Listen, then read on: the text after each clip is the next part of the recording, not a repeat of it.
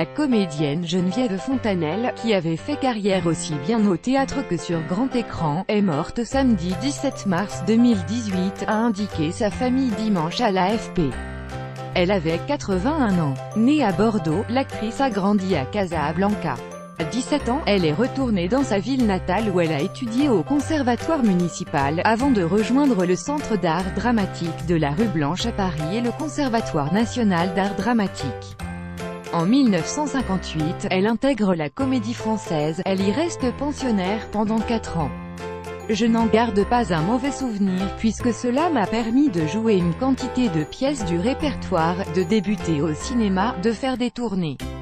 Mais au bout d'un certain temps, on a une impression de captivité à la Comédie Française, expliquait-elle. Pendant toute sa carrière, la comédienne a multiplié les rôles, aussi bien dans des pièces classiques, Les Précieuses ridicules, Le bourgeois gentilhomme, que dans des comédies de boulevard, où elle a joué aux côtés de Jean Le Poulain, Roger Pierre et Jean-Marc Thibault. Elle a également interprété du Ionesco, du Pirandello ou du Cocteau, dans une mise en scène de Jean-Claude Brialy.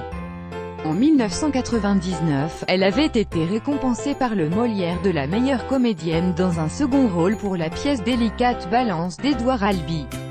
Son dernier rôle au théâtre a été dans Les Grandes Filles en 2015, où elle incarnait, avec Judith Magre, Claire Nadeau et Edith Scob, un quatuor de vieilles dames indignes. Quand elle n'était pas sur les planches, elle était devant la caméra, au cinéma comme à la télévision. Elle s'était illustrée sur grand écran dans de François Truffaut, ce qui lui a valu d'être nommée au César du meilleur second rôle féminin, ainsi que dans Un singe en hiver d'Henri Verneuil, La vie de Vansois de Moshe Mizrahi ou Notre histoire de Bertrand Blier.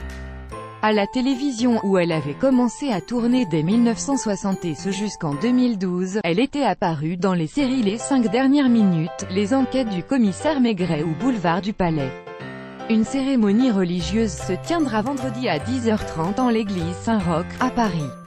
L'inhumation aura lieu ultérieurement, dans l'intimité familiale. Elle avait épousé en 1965 le comédien et peintre Jacques Destop, avec qui elle a eu une fille, Isabelle.